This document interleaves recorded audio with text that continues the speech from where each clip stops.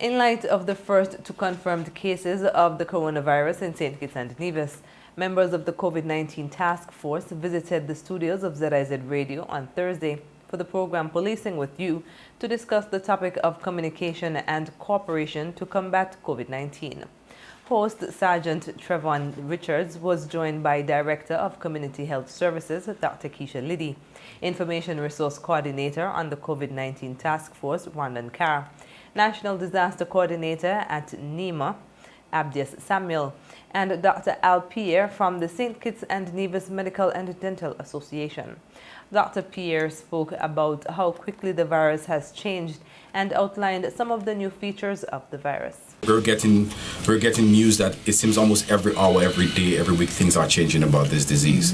For example, even the time, the duration on surfaces. 2 weeks ago, we were told after 12, 24 hours, there was no harm. Now we're hearing on plastic and metal, it's 3 to 5 days. Wow. Right? We're hearing that before we were told, it's transmitted via respiratory droplets. Now we're being told that 3 to 5 hours later, the viral particles can circulate in the air. Wow. Right? So those are the things that makes this particularly dangerous. We're also hearing information that tells us that even asymptomatic patients spread the disease. That is unheard of. Typically, you can tell somebody has a flu and you stay away. But imagine if the viral particles begin to shed, meaning that I can actually infect someone before I begin to demonstrate symptoms. And there's no set incubation period. So some individuals show symptoms from as little as 2 days, some as 14 days, and there are even outliers as far down as 24 days. Dr. Liddy debunked claims made about certain therapeutic medicinal measures that are used to treat and prevent COVID-19.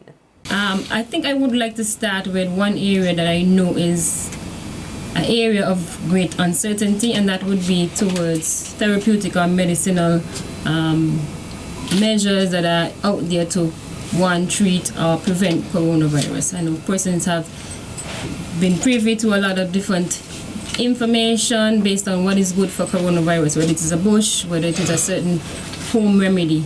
Now we must realize that although there are home remedies or medicinal practices that can help alleviate symptoms, because remember we said the symptoms are very close to what is the common flu, and most persons will have the mild form of the disease which will show as a common flu. So there are actually home remedies that we often use to alleviate those symptoms, but we must be cognizant that it is a myth that this is something that is recommended already to cure or treat COVID-19, okay? Dr. Pierre added that there is a chance that persons who have gotten COVID-19 and recovered can be reinfected because of the rapid mutation of the virus. He said that with the spread of misinformation on different platforms, it is advised that persons listen to reliable sources of information. Information is a very, very powerful thing if you have information and the right information, because what is happening is there's a lot of misinformation around. This is why we always encourage individuals to listen to that one source of information, which is the Ministry of Health. There's things coming out of the woodworks, but you want to listen to a reliable source of information, and that is the Ministry of Health. That is the authority that we have locally on the coronavirus situation. Anything else is simply not trustworthy. Dr. Pierre encouraged persons who have flu-like symptoms to call the 311 hotline.